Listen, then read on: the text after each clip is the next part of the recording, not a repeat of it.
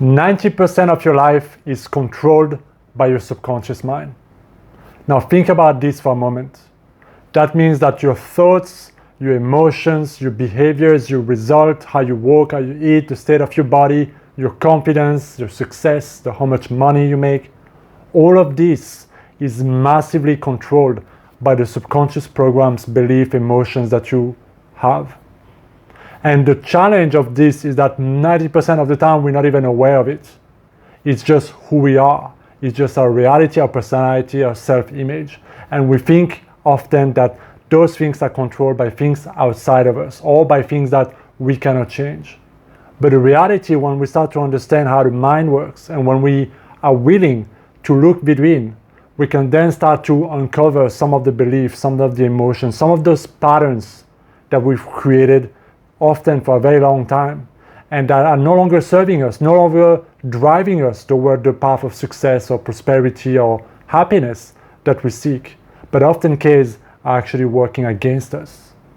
And so our subconscious mind holds the key that we need for success, for greater abundance, for more in your life. The challenge is that we're not often aware of what's limiting us. And it's something I see all the time with my clients when they see me, is that they have symptoms. They can tell you, I'm stressed out, I'm anxious, this is happening in my life, this is not working out, I want more money, and so they're aware of the situation that they're facing, but they're very, very rarely aware of the true cause, the true belief, or the true emotional pattern that is creating all those symptoms in their life. And I want to share an example with you because it will illustrate a little bit how the mind works, but also what's possible when you simply go between the subconscious mind and when you make a shift, and how much of your life can shift then. A couple of years ago, I had a client of mine, and he was, in his own term, a master procrastinator. All right, that's how he presented, that's how he identified himself. I'm a master procrastinator. And he said, like, I always wait the last minute to make a decision. To the point where I am going through a divorce right now. I have problems at work because I have to travel very often, and they need papers and my things for visa application and for travel, and I'm just always waiting last minute, whether it's at work or in my personal or private life. I keep on waiting. I don't know. I keep on delaying, procrastinating. It's a problem. It's making me miserable. It's causing so much pain. I might get fired. I need some help. That was the situation. So he was aware of the symptoms I'm procrastinating, right? And all the little things that it's created in his life because of his lack of decision making, taking action, delaying, and so on. So after talking with him and going through, what I call the breakthrough questionnaire and so on, we identifying pretty much when it started, and then we went into the hypnotherapy session, which is basically going deep between his own subconscious mind and seeing where exactly through regression this pattern started. What happened that created this pattern? What did he learn this pattern? What caused this to become something that influences decision making? And he went back to a time in his childhood that he didn't mention consciously when we were talking about it. So it's probably something he didn't remember, didn't think about for a very, very long time. And basically, long story short, he was on a crossroad about to cross a zebra line on a road. And as he was about to cross, a car came and horned, right? Ding, ding. And so he stopped, he froze. Nothing happened, no accident of any form, but he kind of froze in that moment and he got scared. And that moment created an emotional scar. Because in that moment, what he was thinking was, should I go, should I stay, should I go, should I stay, should I make it or not, should I wait or not? And that indecisiveness, coupled with the strong fear that came because of the car and the situation, created this impact in his decision making, which then followed him and became stronger and stronger as he went through life, and as every time he felt a bit insecure or afraid or not sure or lacking that certainty, he would become highly indecisive, and that pattern would grow until that point where it started to cost him a lot. And so what we just did was that we worked on the emotion, we worked on turning the past into wisdom and freeing him from the decision that he had made at the point. And after the session, he had a big relief. He went back home And he sent me a message a couple of hours later in the evening, and he says, I had a strong urge when I got home to clean out my closet and to send my work application for my next trip to work weeks and weeks in advance, which I've never done before. And from that moment on, his ability to make decisions completely changed, which changed completely his life, because it created a sense of certainty, but it also released a lot of fear that was attached, that was unconscious. And it was a subconscious pattern that was costing him tremendously in amount of stress, indecisiveness, and all kind of things that you can just imagine.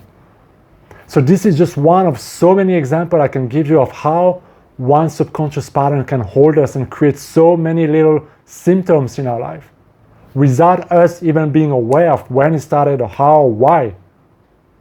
So if we truly want to change our life, we need to have the willingness to look at our life. Where are you now?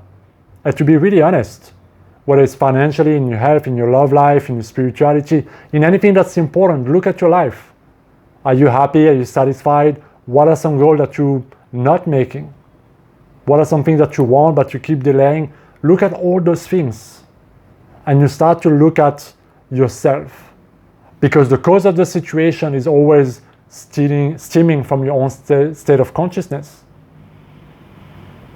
So the prerequisite is to have the willingness to increase your own self-awareness. Because as long as you're unconscious of yourself, your pattern, you're going to keep on walking the unconscious path, meaning you're going to probably blame or victimize or just think like there's nothing I can do because it's who I am.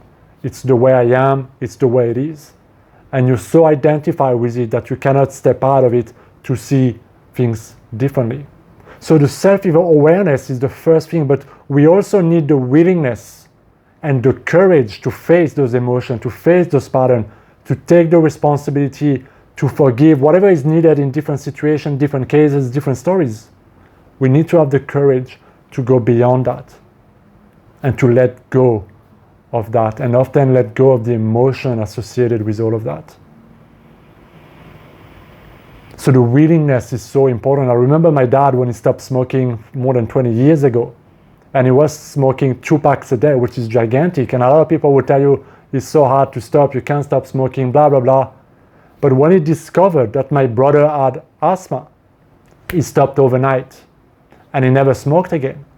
Why? Because the willingness of something so important, protecting your kid, having good health for your kid, right, was so much more important than the payoff he was getting from that emotional and subconscious habit of smoking.